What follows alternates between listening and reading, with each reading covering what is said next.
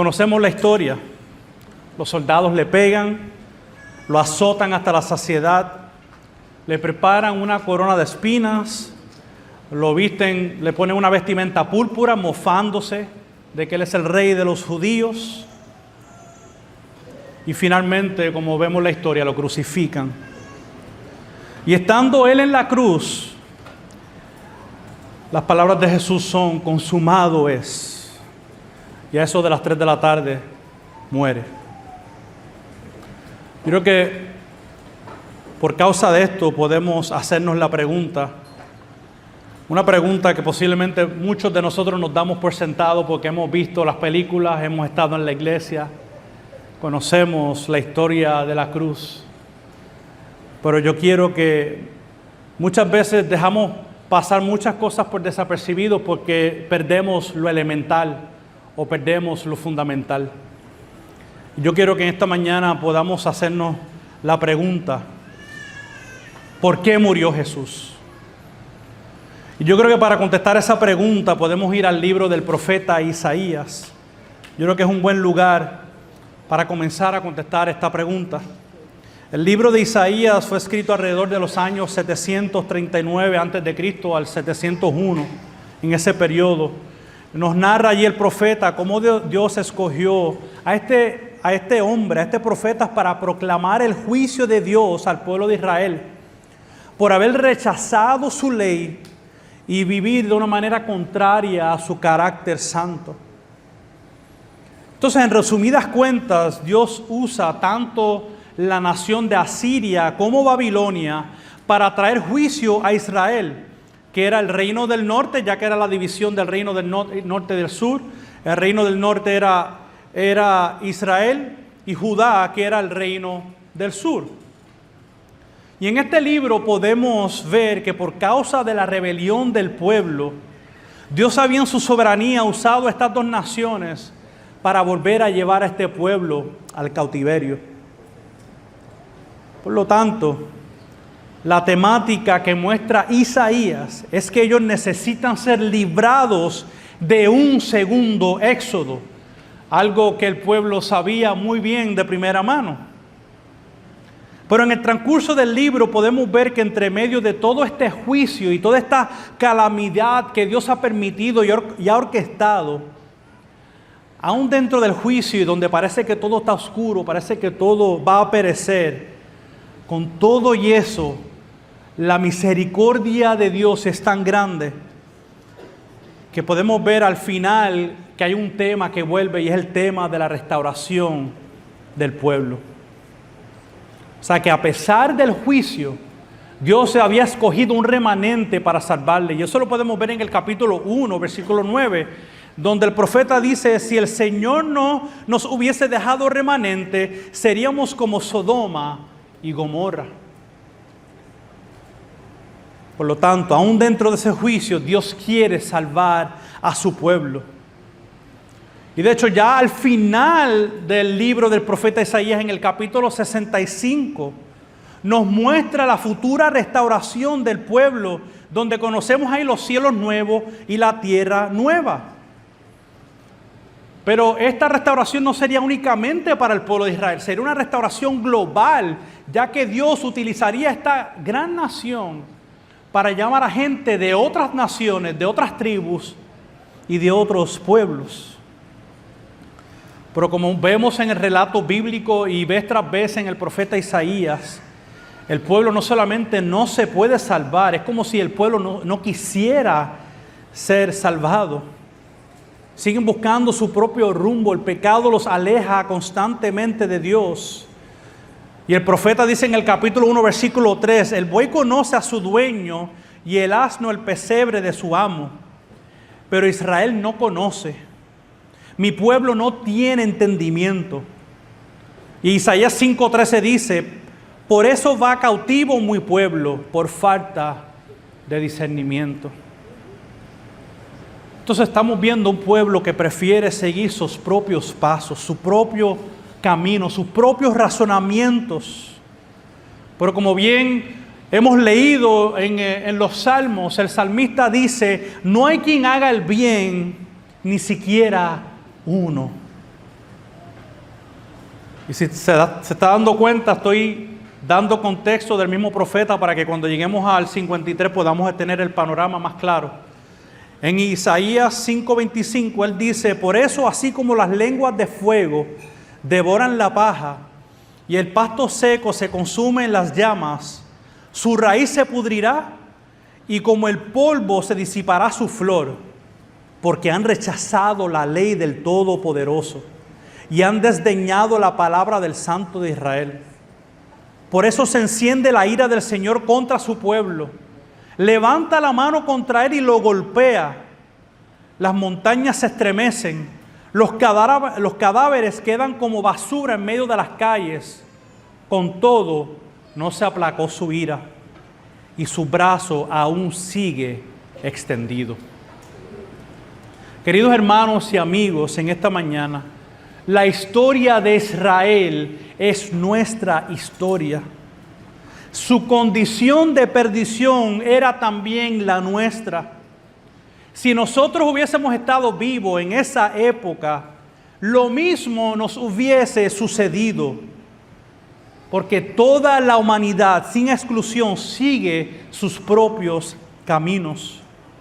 Nosotros nos creemos mejor que Dios. Nosotros nos creemos tener una sabiduría más amplia y más grande que la de Dios. Pero como acabamos de leer, podemos ver que la ira de Dios no se aplaca sobre aquel que rechaza contumazmente su palabra. Entonces debemos de hacernos la pregunta en esta mañana: ¿cuál era el remedio de Israel? Y por ende, ¿cuál es nuestro remedio? Pues aquí es donde yo intentaré de contestar la pregunta: ¿por qué murió Jesús? Isaías en el capítulo 53 nos da la esperanza sin la cual nadie puede obtener la restauración final que él predice y profetiza en el capítulo 65 del mismo libro. Por lo tanto, queridos hermanos, ahí sentados donde están, busque por favor sus Biblias en Isaías capítulo 53. Y en reverencia lo estaré leyendo en su totalidad para entonces comenzar a trabajar el texto. ¿Quién ha creído nuestro mensaje? ¿A quién se ha revelado el brazo del Señor? Creció delante de él como renuevo tierno, como raíz de tierra seca. No tiene aspecto hermoso ni majestad para que lo miremos, ni apariencia para que lo deseemos. Fue despreciado y desechado de los hombres, varón de dolores y experimentado en aflicción. Y como uno quien los hombres esconden el rostro, fue despreciado y no lo estimamos. Ciertamente Él llevó nuestras enfermedades y cargó con nuestros dolores. Pero quiso el Señor quebrantarlo, sometiéndolo a padecimiento. Cuando Él se entregue a sí mismo como ofrenda de expiación, verá su descendencia, prolongará sus días, y la voluntad del Señor en su mano prosperará. Con todo, nosotros lo tuvimos por azotado, por herido de Dios y afligido. Pero Él fue herido por nuestras transgresiones, molido por nuestras iniquidades. El castigo por nuestra paz cayó sobre Él, y por sus heridas hemos sido sanados. Todos nosotros nos descarriamos como ovejas, nos apartamos cada cual por su camino, pero el Señor quiso que cayera sobre Él la iniquidad de todos nosotros. Fue oprimido y afligido, pero no abrió su boca. Como cordero que es llevado al matadero, y como oveja que ante sus trasquiladores permanece muda, Él no abrió su boca. Por opresión y juicio fue quitado. Y en cuanto a su generación, ¿quién tuvo en cuenta que Él fuera cortado de la tierra de los vivientes por la transgresión de mi pueblo, a quien correspondía la herida? Se dispuso con los impíos su sepultura, pero con el rico fue en su muerte, aunque no había hecho violencia, ni había engaño en su boca. Debido a la angustia de su alma, Él lo verá y quedará satisfecho. Por su conocimiento, el justo, mi siervo, justificará a muchos, y Él cargará las iniquidades de ellos. Por tanto, yo le daré parte con los grandes, y con los fuertes repartirá despojos, porque derramó su alma hasta la muerte. Esta es la palabra bendita del Señor. Tengo varios puntos que quiero tocar con ustedes en esta mañana. Y la primera división que tengo es del versículo 1 al 3. Hoy no hay notas, hoy pueden enfocarse acá, hoy no hay nada en la pantalla. Donde subtitulado Rechazado. Y como comienza ese versículo 1 haciendo la pregunta, ¿quién ha creído en nuestro mensaje? ¿A quién se ha revelado el brazo del Señor? Pues fíjense que unos pasajes anteriores que yo les cité del profeta, el brazo del Señor estaba siendo revelado ante el pueblo con la ira de Dios. Pero ahora vemos que en el capítulo 53 el brazo del Señor será revelado para salvación. Por lo que entonces podemos ver que el brazo del Señor en este contexto y de manera figurativa, como lo está usando el profeta, podemos ver que se revelaría por medio de un siervo. Y esto es de mucha importancia, porque el brazo del Señor se revela con poder. El brazo del Señor es poderoso, es omnipotente. Pero cuando llegamos a este texto parece que hay una disyuntiva, porque en este pasaje vemos que hay un siervo que vendría a ser despreciado y desechado de los hombres. Este personaje que nos describe el profeta no parecía ser tan atractivo, no parecía ser fuerte, no parecía ser poderoso. De hecho, cuando vemos el capítulo 11 del mismo libro, nos describe a un príncipe que iba a gobernar sobre este pueblo. Por lo que entonces la esperanza del pueblo estaba sobre alguien que era un gobernador, un príncipe glorioso, majestuoso, grandioso. Alguien quizás con aspecto hermoso, un hombre fuerte y poderoso, donde entonces el brazo del Señor se vería de manera evidente. Sin embargo, en el texto podemos ver que Él no tenía majestad. Para muchos Él no tenía mucha importancia. El siervo que describe Isaías era un hombre que pasaría por aflicciones. Además que podemos ver que según el versículo 2, Isaías está dando un indicativo que este siervo sería proveniente, sería el renuevo de la raíz de David, del gran rey David, alguien que vendría del linaje real, que demostraría ser poderoso y fuerte. Pero otra vez, a pesar de ser del linaje de David, Él no pareció ser tan impresionante. No pareció ser tan impresionante como muchos pensaban. Pero sí podemos ver algo, y es que el brazo de Dios sería revelado por medio de un siervo sufriente. Querido amigo o amiga que estás entre nosotros, ¿qué piensas de la persona de Jesús? Muchos piensan que Jesús fue un buen hombre. Muchos piensan que fue un buen hombre, pero que Él no era Dios. Muchos piensan que fue un gran profeta, pero todavía piensan que Él no era Dios. Y déjeme decirle que hace unas semanas estuve hablando con una persona que me dijo, es que simplemente hay algo de la persona de Jesús que yo no puedo entender. Hay algo que no me cuadra. Pues ¿sabe algo? Que ese era el pensamiento de Israel. Y ese es el pensamiento de nosotros cuando tratamos de entender a Jesús en términos totalmente humanos. Y es lo que pasó en el tiempo de Isaías y lo que iba a pasar posteriormente cuando Él se revelara. Y lo que pasó en el momento donde Jesús está al frente de Pilato, Jesús no es impresionante. Al contrario, podemos ver su debilidad como hombre. pero podemos ver que por medio de la debilidad de este hombre llamado Jesús, Dios revelaría su brazo poderoso. Vayamos entonces a los versículos del 4 al 6. Es en estos versículos entonces donde podemos ver lo que este hombre rechazado logró y lo que él hizo por ti y lo que hizo por mí. Dice el profeta que llevó nuestras ofensas, cargó nuestros dolores, fue herido por nuestras transgresiones, molido por nuestras iniquidades, castigado por nuestra paz, herido para nuestra sanidad. Es en su encarnación, en la encarnación de Jesucristo, que este siervo de Dios sufrió. Obviamente que en su deidad Él no sufre, Él no puede sufrir en su divinidad, pero en su humanidad Él sufrió. Él tuvo que morir. Y entonces aquí donde yo creo que podemos comenzar a contestar la pregunta que hice al inicio. ¿Por qué murió Jesús?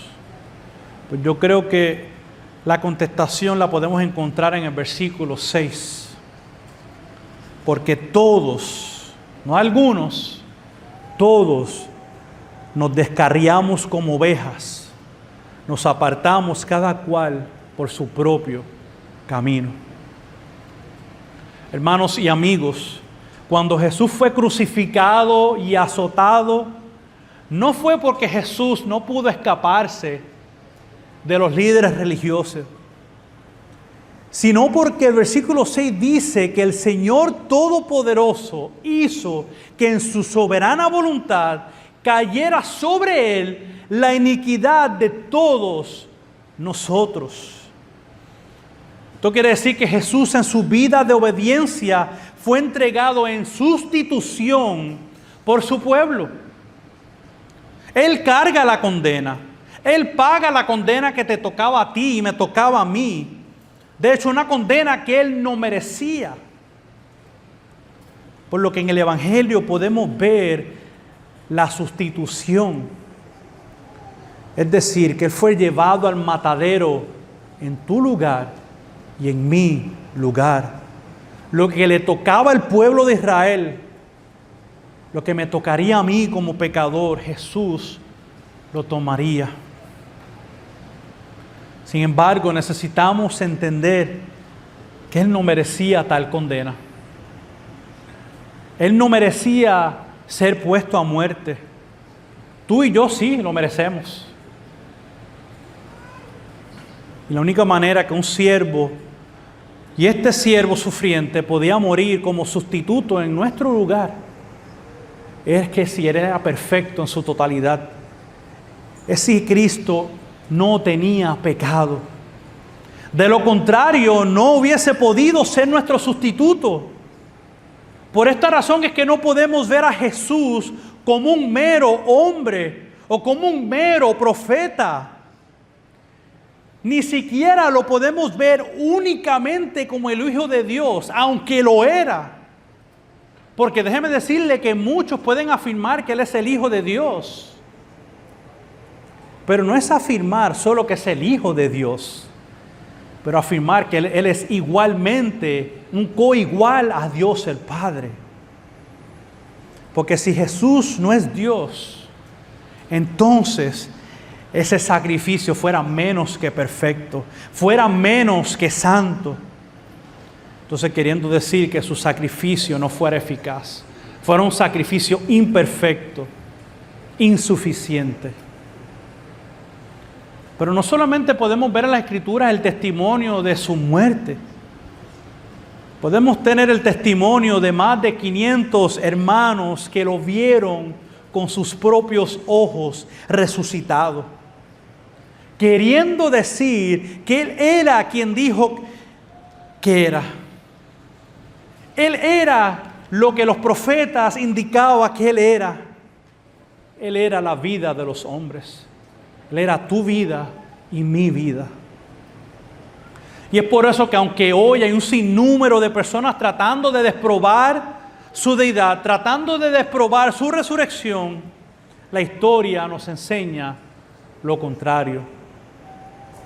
Y querido amigo, en esta mañana yo oro a Dios que tú puedas creer en Jesús, que Él puede ser tu sustituto si te arrepientes de tu pecado y si tú crees en la persona y obra de Jesucristo. Y para aquellos que somos creyentes, que nos podamos recordar y atesorar la obra de Cristo por nosotros. La Semana Santa no puede ser la única semana que recordemos esa cruz que podemos ver allá atrás. No puede ser. Como cristianos, la cruz es un símbolo no de muerte, es un símbolo de victoria. Es un símbolo de gozo y de alegría por lo que Cristo ha hecho. Porque en su muerte, querido hermano y hermana, hemos vencido. Por eso es que Él merece toda gloria y toda honra. Entonces, habiendo llegado a esta parte de esta profecía, ¿cuál fue la reacción de Jesús al ser entregado por pecadores? Pues yo creo que esa pregunta la puedo contestar en los próximos versículos del 7 al 9, donde vemos que Él no abrió su boca. Aquí podemos ver al profeta dándonos más descripciones de lo que le pasaría al Mesías. Algo que ya sabemos en esta parte de la historia. Y es que en medio de sus aflicciones, en medio de la prueba que pasó, no abrió su boca. Fue llevado mudo ante sus trasquiladores. En otras palabras, Él no se quejó. Él no siquiera intentó de defenderse ante Pilato y ante la multitud. En ningún momento Él exclamó y dijo, esto es injusto, yo no me merezco esto. Y déjeme decirle, si Él lo hubiese hecho, Él hubiese tenido razones de sobra, porque era Dios perfecto. Fue santo en su vida en la tierra. Pero no se quejó. No abrió su boca. Permaneció totalmente mudo. Y lo hizo por la transgresión del pueblo, como dice el versículo 8. Porque usted sabe que si a usted lo culpan de algo que usted sabe que no es inocente, usted puede decir, caramba, tiene razón, yo soy el culpable. Claro, si lo admite, ¿verdad? Pero cuando nosotros estamos claros que somos culpables, pues luchamos, peleamos, pero podemos reconocer. Pero alguien que era totalmente justo, totalmente santo, y Él no dijera una palabra en su defensa, eso es otra cosa. Eso es otra cosa que se sale de este mundo. Como podemos ver, no hubo engaño en Él. Fue contado como impío. Él fue contado como el peor de los criminales, al lado de Barrabás. De hecho, como vemos en la historia, prefirieron soltar al asesino y matar al justo. Y por alguna razón este pasaje, cuando yo lo estaba estudiando, leyendo, me recordó las palabras de Pablo en Romanos 5, 6 al 8. Porque mientras aún éramos débiles, a su tiempo Cristo murió por los impíos. Porque difícilmente habrá alguien que muera por un justo, aunque tal vez alguno se atreva a morir por el bueno. Pero Dios demuestra su amor para con nosotros, y que siendo aún pecadores, Cristo murió por nosotros. Hermano y amigo, ¿tenemos nosotros algo de qué quejarnos contra Dios? ¿Podemos acaso señalar a Dios con el dedo y decirle que estamos insatisfechos con Él por lo que tenemos o no tenemos? Porque lo último que yo recuerdo y he podido leer aquí es que nos ha entregado lo más valorable que Él tenía, que era su Hijo. Él envió su Hijo, se encarnó por ti y por mí. Esto quiere decir que lo más preciado, lo más atesorable para Dios, lo entregó por amor. por total amor.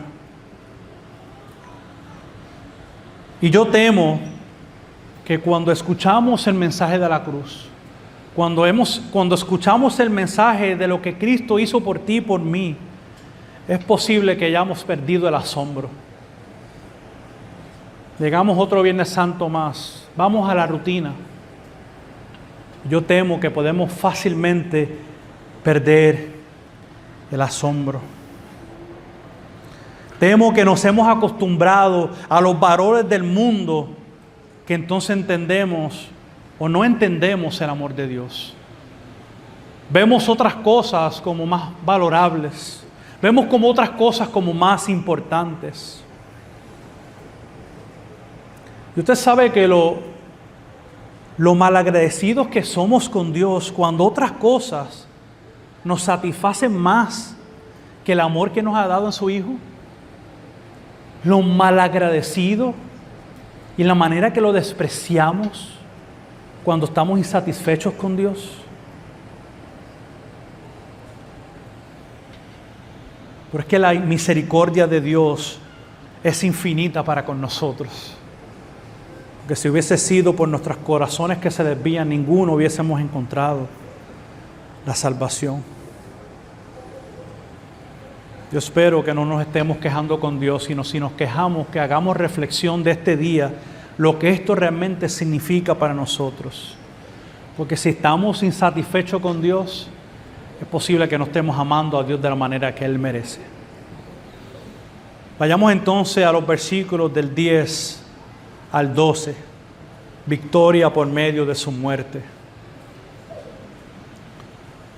Sin embargo, cuando vemos este texto, lo que pareciera ser un fracaso, lo que pareciera ser una derrota, fue la victoria y la exaltación de este siervo sufriente. Y aquí hay varios elementos importantes en estos versículos 10 al 12. Primeramente porque vemos en el versículo 10 que Dios quiso quebrantarlo. Déjeme explicarle un poco esta parte, porque en español no se transfiere mucho la idea cuando habla de quiso, porque esta palabra quiso habla más del querer, como que tiene que ver más con la voluntad. Pero yo creo que no podemos ver a profundidad la descripción de este pasaje cuando utilizamos esa palabra. En inglés podemos ver que la traducción que se usa allí es pleased. O sea, que a Dios le plació quebrantarlo. Como que añade otra capa de profundidad de lo que Dios hizo por medio de Cristo. Pero entonces la pregunta es, ¿qué significa que a Dios le haya placido quebrantar a Jesús? Pues yo creo que a Dios le plació quebrantarlo porque Dios se complace con la obra de su Hijo. No lo tomemos como dicen muchos postmodernistas el día de hoy, que Dios es una especie de abusador cósmico, como si Dios estuviese buscando sangre para buscar y complacer su avaricia. Pues, porque así es como tratan a Dios. No ser un abusador que entregó a su Hijo. Hermanos, este tipo de pensamiento distorsiona el carácter santo de Dios. No toma en cuenta su santidad. A Dios le complace la obra de su Hijo, porque Él se entregó voluntariamente como ofrenda de expiación. Esto no fue forzado, esto no fue que Él lo empujó, como dicen muchos, que el diablo me empujó. Una ofrenda voluntaria de parte de la Trinidad, de la esencia de Dios. La complacencia del Padre viene por la obediencia del Hijo, de querer ser presentado como ofrenda para que tú y hoy podamos celebrar la cruz y que pueda ser una señal de victoria para con nosotros. Ahora bien, ¿tenía que Jesús ofrecerse en sustitución por su pueblo?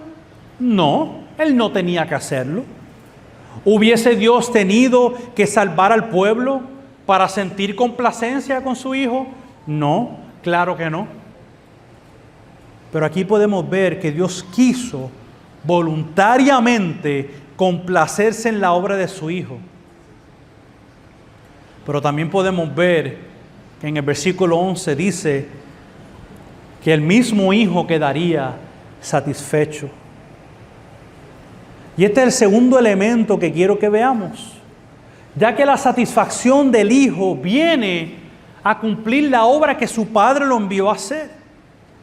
Entonces podemos aquí ver cómo aquí en la obra de la Trinidad, tanto el Padre como el Hijo se pueden complacer mutuamente, no por necesidad, sino por voluntad propia. Además, que por causa de su obra consumada, como dice el texto, el siervo sufriente, el siervo de Dios, justificará a muchos. O sea, aquí vemos el resultado de su muerte. Él muere para que otros entonces podamos encontrar la vida que está en Él. Por esta razón vemos la exaltación del Hijo al finalizar su obra. El príncipe gobernante que Isaías predijo en el capítulo 11 del linaje de David ha recibido la autoridad suprema como el Rey de Reyes y Señor de Señores. Ya que el versículo 12 entonces usa ese vocabulario como de un rey con su reino, con su ejército venciendo a otra nación, donde dice: le daré parte con los grandes y con los grandes repartirá despojos. En un arroyo habichuela simplemente está indicando que este rey ha ganado el botín, ha ganado la batalla contra los enemigos. Eso es lo que hizo Cristo por nosotros al vencer nuestro peor enemigo, nuestro pecado y Satanás. Por esto es que se le conoce a Jesús como el Cristo victorioso. En latín el término se conoce como Christus Victor. Hermanos y amigos, ni Asiria ni Babilonia podría vencer a este rey, ya que en la vida del siervo sufriente estamos viendo que Dios se está presentando como el soberano de todas las naciones. El capítulo 65 nos indica que no es solamente de un reino, es un reino que sería compuesto por cielo nuevo, tierra nueva, gente de todo el mundo. Nadie podría vencer a este rey. Por lo tanto, querido amigo y amiga, no creyente, que estás entre nosotros hoy, no tomes la misma actitud que tomó Israel. No rechaces al siervo que sufrió por ti. Y qué bueno que sacaste este día para venir y congregarte, para venir a escuchar alabanza y a escuchar la predicación. Pero para que Jesús sea tu sustituto, debes de arrepentirte de tus pecados, darle la espalda a tu vieja manera de vivir y caminar por la fe en una nueva vida en Él. Si por la fe crees en Él, Él puede ser tu sustituto. Y sabes, muchas veces no nos vemos como personas malas. Muchas veces nos vemos, es que yo no soy tan malo como fulano o mengano. Muchas veces usamos, ¿verdad?, el juego de la comparativa. El problema es que la comparativa es con Dios. No es con mi vecino ni con el que está sentado al lado. Quiero decir que yo no puedo alcanzar su estándar. Yo no puedo alcanzar su ley. Yo no necesito ser un asesino para ser una persona mala.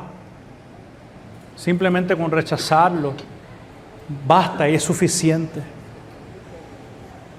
Por lo tanto, corre a Él, querido amigo. Entiende que tú no eres suficiente para salvarte de tu pecado ni del infierno. Aférrate, como entonces dice el profeta Isaías, al brazo de Dios que se reveló por medio de Jesucristo. Es Él el único que te puede salvar. Israel no podía vencer a sus enemigos, pero Cristo sí venció el peor enemigo, el pecado que los alejaba de su Creador y soberano Rey. En cambio, querido hermano y hermana en la fe, hoy es un tremendo día donde somos recordados del propósito por el cual estamos aquí en esta mañana. en esta tarde, ya son las 12 en punto. Somos recordados que el Evangelio no solo es el medio en el cual encontramos paz con Dios, pero también el Evangelio nos ayuda a no gastar nuestros sufrimientos, porque tenemos un modelo en la persona del siervo sufriente. Es decir, somos propensos a quejarnos por cualquier cosa. Somos propensos a echarle la culpa a Dios cuando las cosas no salen como nosotros las planificamos. ¿Cómo podemos nosotros como creyentes pensar en el sufrimiento? Pues aunque es cierto que el sufrimiento es parte de la caída, Dios también la usa para sus propios propósitos. De hecho, algo que como creyentes tenemos que seguir aprendiendo es sufrir por causa del Evangelio. Algo que yo estoy convencido que en este del lado del mundo nosotros no entendemos muy bien. Algo que a mí me hace pensar que no tenemos mucha idea qué significa eso. Pero yo creo que Cristo nos ha preparado a sus discípulos, no solamente en su época, pero a sus discípulos hoy también. Porque Mateo 5, 10 al 12, las palabras de Jesús dicen: bienaventurados aquellos que han sido perseguidos por causa de la justicia, pues de ellos es el reino de los cielos. Bienaventurados serán cuando los insulten y los persigan y digan todo género de mal contra ustedes falsamente por causa de mí. Y mire las palabras de Jesús, cómo son totalmente contraculturales. Regocíjense y alégrense por la que la recompensa de ustedes en los cielos es grande, porque así persiguieron a los profetas que fueron antes de ustedes. Queridos hermanos, nuestra victoria no fue sin sacrificio. Lo vimos en la vida del siervo. Lo vemos en las descripciones que nos da el profeta Isaías. Por lo tanto, nuestra vida en el Evangelio tampoco será sin sacrificio. El brazo de Dios no solo nos salva, pero también nos ayuda a perseverar en el medio del día malo. Ya que el mismo Jesús le dijo a sus discípulos y por implicación a nosotros: yo estaré con ustedes hasta el fin del mundo o hasta el fin del siglo. Entonces es mi oración que en esta tarde yo haya podido de alguna manera, por medio de Isaías 53, contestar la pregunta: ¿por qué murió Jesús? Y que recordemos que su obra en la cruz del Calvario no debe de quedarse para un solo día, sino que debemos de estar convencidos que Él es nuestro sustituto. Que como creyentes podamos seguir imitando a Jesús en todas nuestras vidas. Y que los no creyentes, si estás aquí amigo y amiga, tú puedas estar convencido en esta tarde que sin Cristo no hay salvación. No está en tus manos, está en el brazo del Señor. Finalmente, que nos recordemos que el Evangelio no está completo sin otra parte muy esencial. Y es que aunque hoy celebramos su muerte, el domingo está solo a 3 días. El domingo seguiremos celebrando no solo su muerte, pero también su resurrección. Ya que al haber resucitado al tercer día, nos da la garantía que en Él está la vida y que a Él resucitar por medio de su obra, su vida de obediencia perfecta, su muerte y su resurrección, Él aseguraría la justificación de muchos. No pisemos el nombre de Dios, no nos quejemos con Dios. Él no se quejó y Él no merecía tal muerte. Nosotros nos merecemos la muerte. Que seamos agradecidos con el sacrificio de nuestro Señor. Que le podamos dar la honra y la gloria que solamente Él le pertenece. Oremos en esta tarde. Padre, ayúdanos a no dar por sentado la obra de tu Hijo amado. Ayúdanos a entender, Padre, que nosotros íbamos camino a la perdición y que si en tu beneplácito, Señor, tú no hubieses deseado enviar a encarnar a tu Hijo, hoy, Señor, no estuviésemos en este lugar cantando las canciones que cantamos, ni escuchando la palabra que hemos escuchado.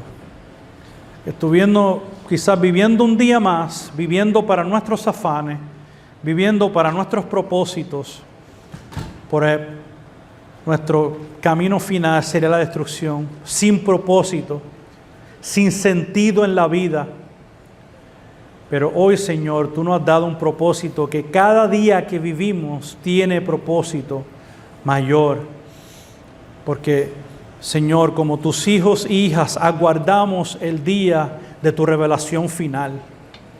Aguardamos ese día, lo tenemos en nuestros corazones, Señor, que mientras comemos y bebemos, Señor, tenemos la seguridad de que tú regresarás por nosotros y en ese momento gozaremos de lo que nos dice Isaías 65, de un cielo nuevo y una tierra nueva. Mientras tanto, ayúdanos a buscarte. Ayúdanos, Señor, a conformarnos, Señor, contigo. A conformarnos, Señor, en los lugares que tú nos has puesto. A conformarnos con las familias que tú nos has dado, porque todo tiene un propósito mayor en ti. Que podamos poner nuestra mirada hacia arriba y no hacia las cosas de abajo, Señor. Porque, Señor, una manera que va a ser evidente si te estamos adorando es por medio de sufrimiento. En el sufrimiento del Hijo podemos ver su fidelidad. Estoy convencido que tú permitirás sufrimientos para mostrar la fidelidad que te tengamos a ti. Ayúdanos, Señor, a rendirte toda gloria. Que podamos, Señor, entender que la victoria de Cristo es nuestra victoria. Tú fuiste el Cordero fiel, inmolado en la cruz por nosotros. Gracias por tal obra. Bendito sea tu nombre. Amén. Estemos puestos en pie y adoremos a ese Cordero fiel.